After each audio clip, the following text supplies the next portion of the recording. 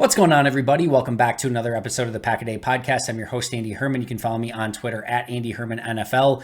Today, we officially wrap up our draft coverage. Obviously, over the past couple weeks, I've been going through all of my deep dives. When you have a 13-player draft class, that can certainly take some time, and that's basically consumed me over the past couple weeks. And today, we finish things up with the undrafted free agents. Now, for those of you who've been following along with me, while I've been doing all of these deep dives, and you've sort of come accustomed to how detailed I go into all of these players, just full transparency up front, we are not going to do that with all of these undrafted free agents for obvious reasons. If I did the same thing, we'd have another 2 weeks of undrafted free agent talk and doing an episode a day on an undrafted free agent a day. I don't think that's going to behoove anyone. So I am going to go through these a little bit more rapid fire. I'm still going to get you a lot of the details on what I saw on tape.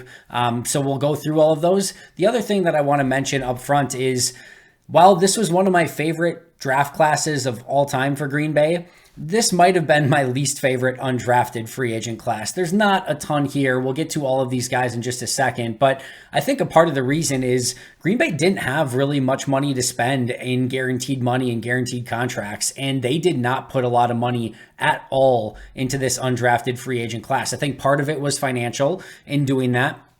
I think the other thing to remember here is that Green Bay was not in a situation where they needed to go out and be like, all right, we got to find some priority for, undrafted free agents here to add to this roster. If you remember, last year they drafted 11 players.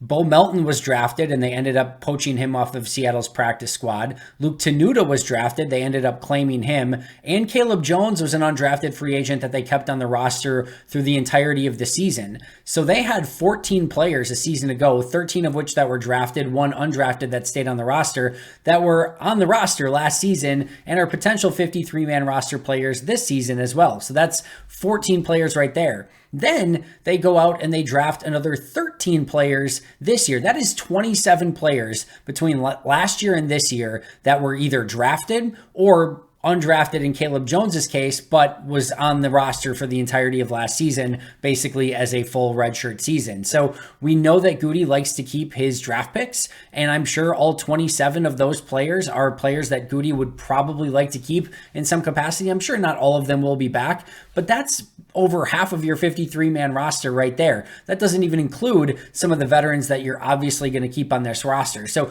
Green Bay didn't need to really go out and spend a ton on their undrafted free agent class. They have plenty of talented and potential filled players from these past two draft classes in and of itself. So that's why I think Green Bay didn't put a lot of money in it, along with the fact that they just didn't have a ton of money to spend either. But the result of that, I think, was a fairly underwhelming undrafted free agent class. By the way, I will take every year if Green Bay wants to have one of my favorite draft classes and one of my least favorite undrafted, free agent classes. I'm 100% okay with that from now until the end of time, if that's what Green Bay would like to do moving forward. Totally 100% fine with that. So again, they've got a lot of players that have been rookies and second-year players that are probably going to make this team anyway. But let's jump right in. And as I mentioned, we're going to go through these pretty rapid fire. Let's start with Keyshawn Banks, an edge rusher out of San Diego State. 6'3", 251 pounds. He is 23 years old, has a 2.09 RAS score. So that's another thing I should mention up front, is this was not the most athletic undrafted free agent class either. And a couple things that I'm a firm believer in with your undrafted free agents is bet on the athleticism. If you're going to hit on somebody, it's probably going to be somebody that just was under the radar at their college, or their college didn't use them right, but they're an athletic freak and they come to the NFL and find a way. They didn't really do that. They got a lot of guys that weren't super athletic. So I think that was a little bit of a miss. And then the second thing is, if you sort of look, a lot of the undrafted players that end up turning out pretty decent are running backs, and they didn't sign any undrafted free agent running backs. So I don't think they had the best process in their undrafted free agent class, but neither here nor there. As mentioned, Keyshawn Banks, edge out of San Diego State, 6'3", 251, 23 years old, 2.09 relative athletic score. Had a nice arm over move, had a couple moves in his arsenal that were pretty impressive, had decent closing speed to the quarterback. I think he will look much better as a 3-4 outside, or let's just say standing up edge rusher than, he was kind of used as a pseudo defensive lineman at times and just kind of playing out of position. So I do think as a standing up edge rusher, that will fit him much better than how they were using him at San Diego State. He does struggle to hold up at the point of attack against the run, but he battles very hard while doing so. So you love the effort there. He is on the ground a lot. I saw him get blocked by tight ends on multiple occasions. Doesn't play with a lot of power. Does play very light on his feet. I was impressed overall with his footwork and his foot quickness, and I'm hoping that's something that can help him at the NFL level. He always is rallying to the football, which you love to see. He does get down the line to make plays on the running back. He had 99 pressures over the past 2 seasons per Pro Football Focus. So that is a very impressive number. And I don't care where you're from. I talked about this with Carl Brooks, is like some guys just know how to get there. It doesn't matter what school they played at. It doesn't matter their height, weight, speed, any of that. They just know how to find a way to get to the quarterback. Well, 99 pressures in 2 seasons is not too freaking shabby for Keyshawn Banks. So that was impressive. And then has 196 career special team snaps, but never more than 56 in a season. If he wants to make a team, he's probably going to have to find a way to show out a little bit more on special teams. That brings us to Brenton Cox Jr., an edge rusher out of Florida. Probably the name that you've heard the most, and probably one of their best undrafted free agents just based on the tape. 6'4", 250, 23 years old, a 6.33 relative athletic score.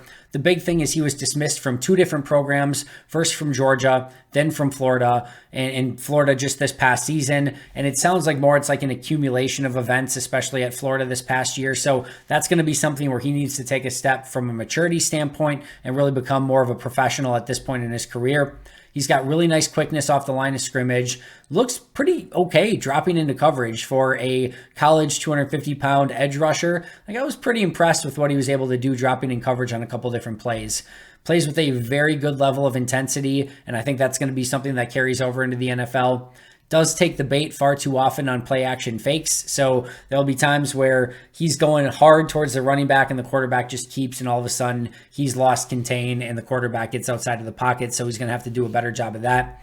Very good hustle, constantly stays active, and he is a hustle player through and through, and his tank is never running empty. So you love to see that out of him. Shows a little bit of an inside counter, also has a long arm move that he uses very well. Needs a more well-rounded, well-developed moveset, but he's got a couple moves in his arsenal.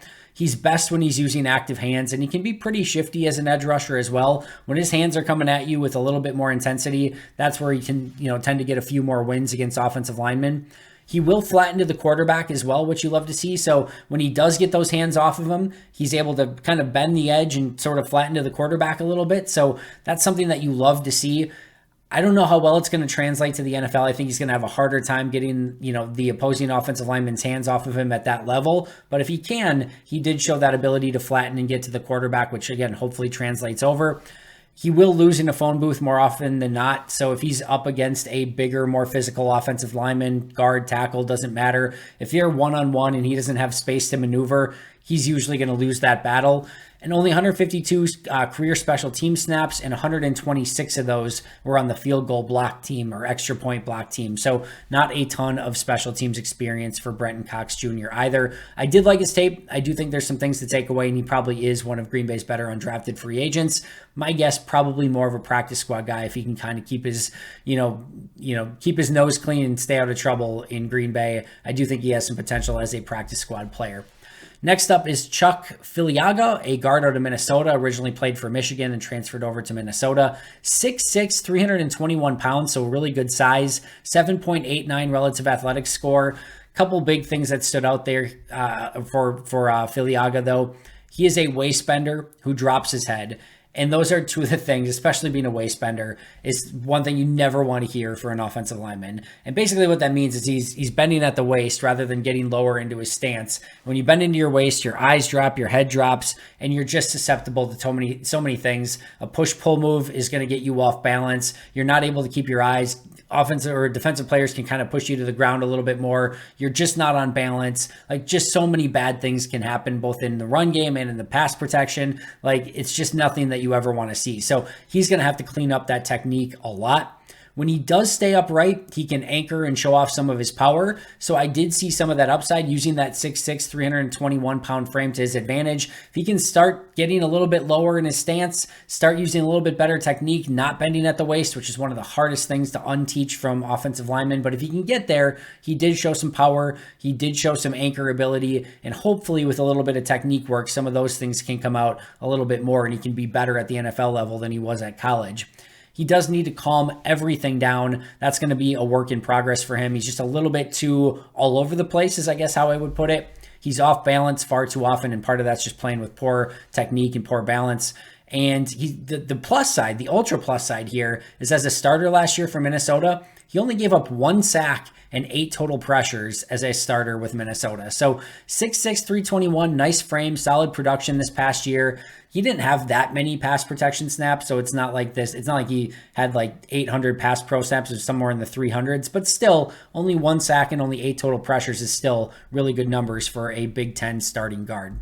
That brings us to Malik Heath, wide receiver out of Ole Miss, 6'2", 213 pounds, 23 years old, 6.58 relative athletic score. Shows some really nice acceleration out of his break. So he'll make a break and then accelerate out of it. And I was pretty impressed with his ability to do that. He does need to do a much, much better job of understanding coverages. There were times where you could tell he was almost running into coverage because he wasn't sure what to expect, and he just needs to sort of clean up some of his knowledge and understanding of NFL defenses or just football defenses in general. Had a pretty limited route tree at Ole Miss. That's something that if you go back and, DK Metcalf, there's always the question of like, well, all right, he's just a 9 route and a slant guy, maybe a bubble screen here and there. They've got an interesting offense, so he's going to have to expand that route tree. He can play inside and outside, which is always nice. He's got good size. 6'2", 213 is nothing to sneeze at. You could tell on tape when he was in the game because he's got very good size at the position. Ole Miss loves those bigger, more physical wide receivers, and Malik Heath certainly fits the bill there. Did have some concentration drops, and you did see some of that show up. There was a play over the middle of the field that I watched where he's wide open middle of the field, ball hits him right in the hands, and unfortunately it ends up in a drop. He gets off balance when accelerating. So that's something where as he's accelerating through the catch point, sometimes you'll see him stumble a little bit. There was another play where he accelerated out of his breaks where he stumbled a little bit. So he needs to do a little bit better job with his overall balance. He does do a nice job of using his size to his advantage and gaining separation at the top of the route. So just as he's getting to that top of the route, just kind of using some of that frame and just some of that physicality, he's not going to separate with just pure route running. He doesn't have that type of speed. He doesn't have that type of route running prowess. And when you're 213 pounds, 6'2", it's going to be harder to do that. So you have to use little things a little bit more to your advantage. I thought he used his frame, his size, and his physicality pretty well to gain that little bit of separation that he needed at the top of the route to get open for his quarterbacks. The other thing I will note here is there were plays where he was on running the same route on opposite sides as Jonathan Mingo, and you could just tell the night and day difference between Jonathan Mingo, early second round pick, I think top 35 pick in the draft on one side, and undrafted free agent Malik Heath on the other. And I liked some of the stuff Malik Heath had on tape. There's no question about it. But sometimes it's good to sort of have that, guy across from him to see oh yeah, that guy's a second round pick, and you can very much see why Malik Heath doesn't match that acceleration, the power, you could just see the night and day difference between Mingo and Malik Heath, it was just noticeable. A player that came to mind while I was watching Malik Heath was Jarrett Boykin, undrafted free agent, former Green Bay Packer. Some of the same size and athletic attributes. I think that could be a similar type of trajectory from Malik Heath. We'll see if he can follow that. Boykin had a couple really nice years in Green Bay. The issue for Heath is he only had 20 career special team snaps. If he wants to make the roster or make even if he makes a roster, a practice squad to get called up and be active on game day, he is going to have to find his way on special teams. William Hooper, corner out of Northwestern State, 5'10", 180 pounds, 23 years old. He's coming from a lower level of competition. Needs to do a much better job of getting his head turned around. Allowed only 27 receptions on 71 targets last season with 9 pass breakups. Gave up 15.6 yards per completion, though, 4 touchdowns and no interceptions. Did play outside, played in the slot as well, so he can be moved around a little bit. Does not panic at the catch point, only 5 penalties in his career. Played 150 snaps on special teams just this past season, and he gives really good effort on plays and does not give up, which you love to see as well. Jason Luan, defensive lineman out of Illinois State, 6'6", 293, 24 years old, 8.55 relative athletic score. This is one of their rare undrafted free agents that has great size, 293 pounds, really good athlete, 85th percentile athlete at the position. However, the tape left some stuff to be desired. So only 39 pressures in his career and only 1 sack in the past 3 seasons. You look at him and that, like I talked about, what was it? Musgrave should have, stumbled into like 8 touchdowns by accident through the course of his career. Well, Jason Luan at Illinois State, at his size, his, frame, his athleticism, like that guy should have had like 10, 15 sacks easy. And he had 1 sack in the past 3 seasons. Plays far too upright. So when you're 6'6", leverage becomes an issue, and you could just tell he's far too upright. He's playing far too tall, and that's going to be something he has to really clean up if he wants to use all that athleticism and strength to his advantage. He's not a great run defender, doesn't give you much as a pass rusher, as mentioned, with just the 1 sack in the past 3 seasons. Struggled disengaging from blocks. He looks good at 6'6", with good athleticism in his size, so he's got a nice frame, and he very much looks the part. Has some closing burst as well, so you can see him kind of explode when he gets, usually it was unblocked or he splits a block and gets in space. As mentioned, he really struggles to disengage, so that's going to be an issue for him at the NFL level. He very much needs to put on some functional strength. So even though he's above 290 already, I think he needs to find a way to probably put on 10 pounds of real muscle and functional strength if he wants to compete as a run defender in the NFL. And he very much struggles to hold up against double teams as well. So this is one of those players that I expect to make the practice squad just because good athlete, good size, 6'6", looks the part, but just looks really far away from being able to contribute anywhere near at an NFL level. I think Green Bay is going to see him maybe a little bit more as a ball of clay, somebody they stash on the practice squad and see if he can develop in the weight room and just kind of learn the ins and outs of playing in the NFL and the position a little bit more at this level. Cameron McDonald, tight end out of Florida State, 6'4", 237 pounds, only a 2.52 relative athletic score, super unselfish player. Everything about him was setting up his other players for success. A lot of blocking, a lot of getting out to the outside in their screen game to block on the outside. He was kind of that Josiah DeGuara, where just unsung hero. He's blocking everywhere. He's getting out in that H-back, fullback sort of role. That's what I saw out of Cameron McDonald. He's not afraid to go out and block. In fact, you could tell he understood that was his function within the offense. He kind of looks like a classic number 3, number 4 tight end that doesn't really have the juice, isn't going to do much after the catch, but it's just kind of that hard worker, hardcore mentality, a little bit of, I don't know, maybe like a Tom Crabtree type of player to his game. So that's the type of player that I see here, a little bit of maybe like a Tyler Davis, even though Davis is much more athletic. Those type of players where you're just kind of they don't bring much to the table, but you can understand why maybe Green Bay wants a player like that from time to time on the roster. But limited athletic upside. Routes need a lot of work. He needs to become a much more detailed and precise route runner. Not the most physical blocker. The effort is great, but he's more of an effort blocker than a physical blocker at this point. Definitely has the right mentality. These are the type of guys that you enjoy having on your team because they are unselfish. They're going to do the dirty work. They're going to play on special teams. You need some guys like that, and he definitely has the right mentality. Not a separation guy, not a run after the catch guy, not a jump ball guy, not a seam guy. He's going to have to be the dirty work guy. He's going to have to be the guy that gets, everyone else all of the playmaking. He's just going to have to be sort of that glue guy in your offense. And if he can become that, great. But if he can't, there's not much else he's ultimately bringing to the table. Did have 488 career special team snaps, but only 46 in the last 3 seasons combined. He is going to have to get back to those special teams ways. Antonio Moultrie, defensive lineman out of Miami, 6'4", 275, 5.25 relative athletic score. Another player who plays far too upright. He's going to have to find a way to get lower, win with a little bit more leverage. That's just going to be something from a technique standpoint that he's going to have to clean up. I do think he has some real potential on twists and stunts. He's got a pretty good first step, got some good speed, has some closing speed. I think that's a way that you could maybe use him to his strengths is on those twists and stunts, especially if he's the guy looping inside and maybe you're hoping he's going to become the free rusher. I think he's got a little bit of juice there. The effort is 1,000,000% there. The plan of attack is not. He has to have he'll get up and he's all excited and he's going right at the offensive lineman, but he just doesn't have anything to really, throw at them. Needs better moveset, needs to figure out a way to disengage from those blocks. So you love the effort, but you just need to figure out a better plan of attack moving forward. I'm not sure his best position. He's listed as a defensive lineman. He played defensive lineman. I think he might be better as a stand-up edge rusher, as a 6'4", 275 guy. Maybe more of an early down guy that maybe you can kick inside a little bit on passing downs, but I kind of liked him more standing up and more on the outside than I liked him on the inside. Just had a little bit tougher time holding up at the point of attack on the inside. Only 43 pressures and 3 sacks in his entire career, so you need to see a little bit more production and productivity there. He can get sealed in the run game far too easily, which is why I don't like him on the inside, and he definitely struggles to get off of those blocks as well. That brings us to Henry Pearson, fullback out of App State. 6'2", 249, 23 years old, 6.98 RAS score at the fullback position. More of like that fullback, H-back type, again, kind of like a Josiah DeGuara. You can move him around a little bit. He's an effort blocker. You might be able to get him up on some of those fullback seam routes where you fake it to the running back. The fullback looks like he's going to block, and then he gets up the seam. Maybe a wheel route here or there. Does have 442 career special team snaps, but 303 of those were on field goal and extra point protection. So that's kind of the low-hanging fruit of special teams. He's going to have to diversify there a little bit.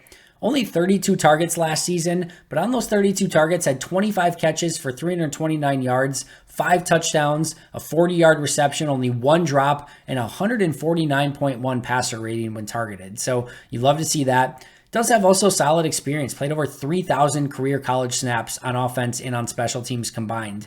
And also here, I used Tom Crabtree as sort of a reference here as well. I think he kind of brings some of that mentality and just some of the H-back, fullback, blocking, a little bit of receiving. Like, I think we see a little bit of Tom Crabtree here in Henry Pearson. They list him as a fullback. I think more of an H-back probably fits him a little bit better. Jimmy Phillips, linebacker out of SMU, 6'1", 232 pounds, 3.44 relative athletic score.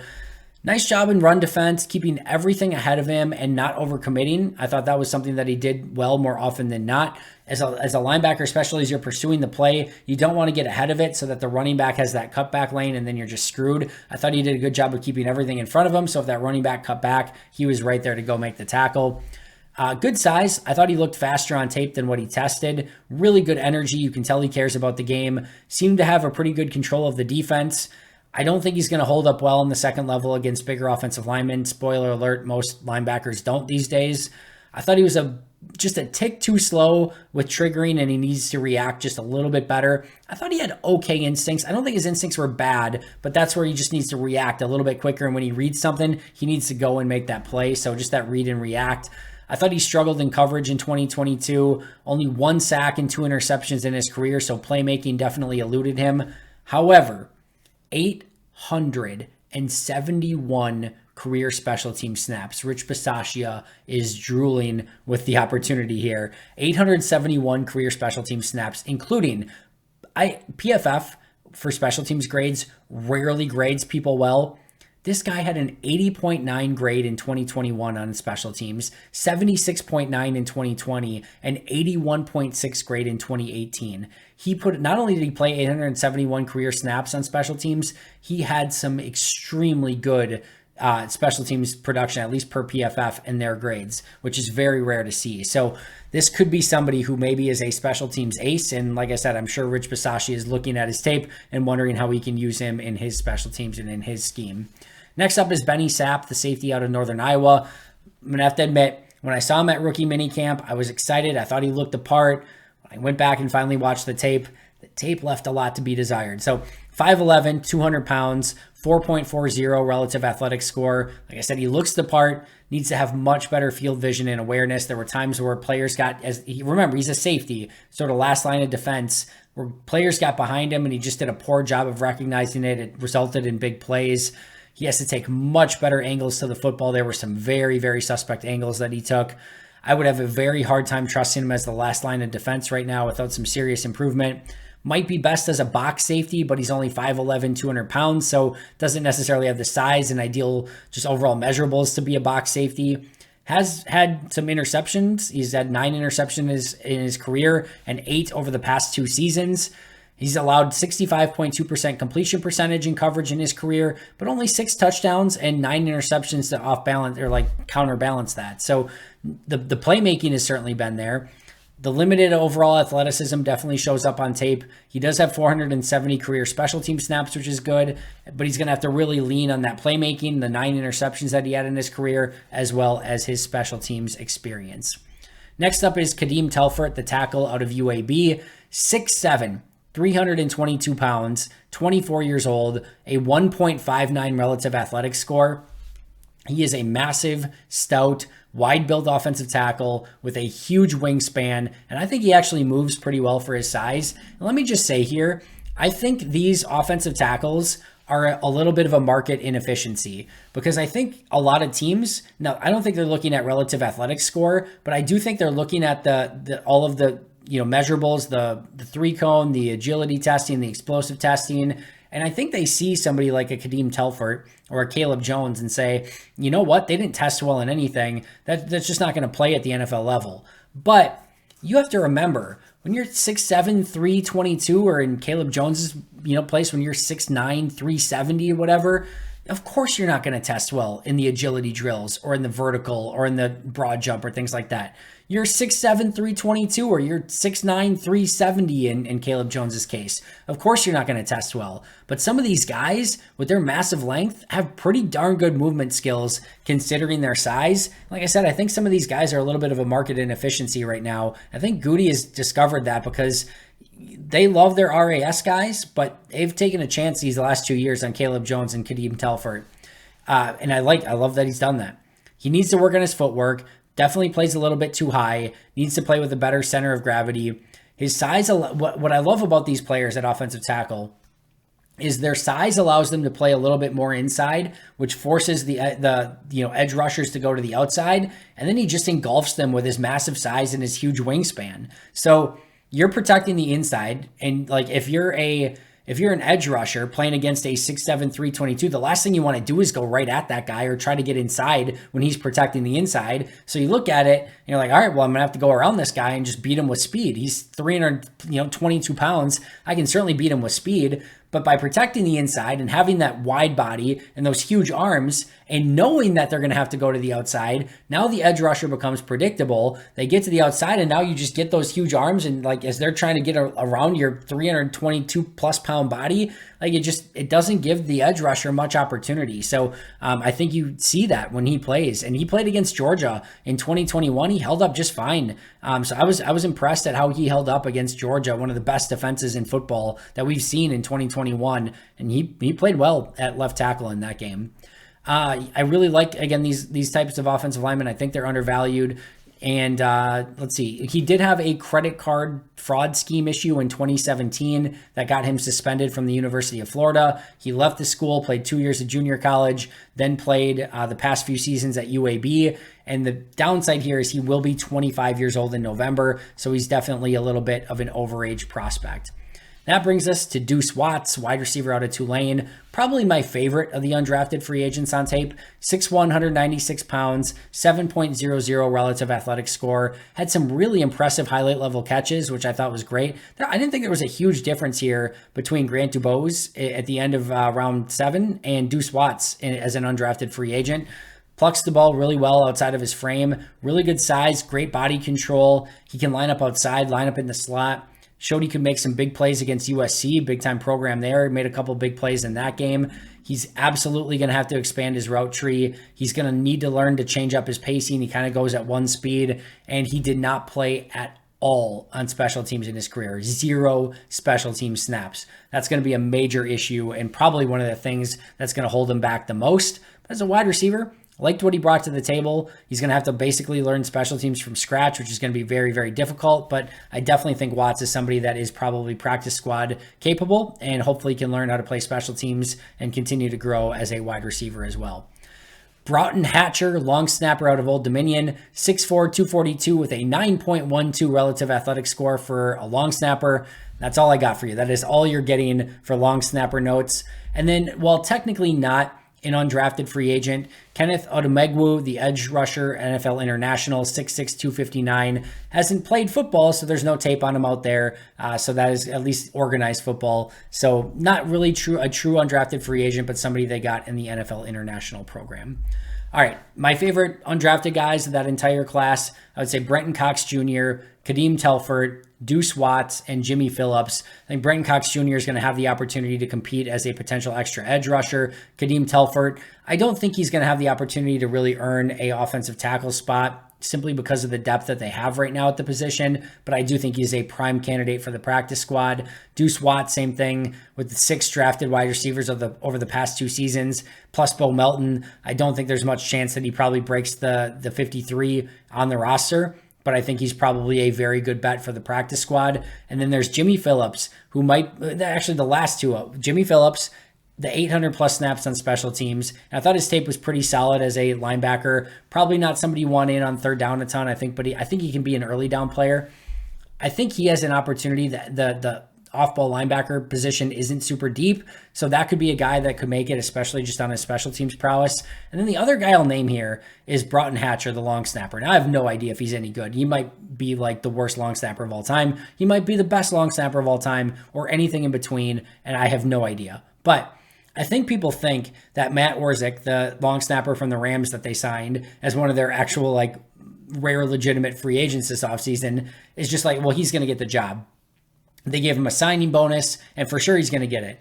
And I'm like, in theory, I understand your thinking there, if that's what you're thinking, but he has only a $300,000 signing bonus. And if Green Bay releases him, that's all they have in dead cap is $300K. And the nuance here to this is paying Orzik the $300K and keeping Hatcher on the roster is actually cheaper, even though you're paying a dead cap hit for Orzik, than just keeping Orzik on the roster. So there is an actual built-in advantage. Hatcher is younger. Hatcher would make less, even though you're paying Orzik's $300K in dead cap.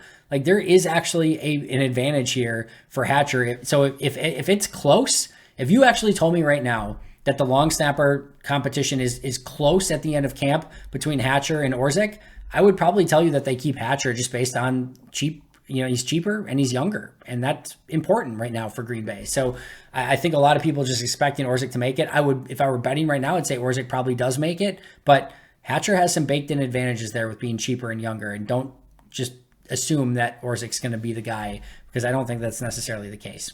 All right. That does it for my undrafted free agent breakdown. That does it for my rookie breakdown. I hope you enjoyed this entire series. I really enjoy doing this every single year. It's one of my favorite things to do, but we are going to move on. We've got a lot more to cover with the Packers over the next couple weeks. OTAs will start up before you know it, so make sure to subscribe if you haven't already. I will see you guys right back here tomorrow, but until next time, and as always, go Pack Go.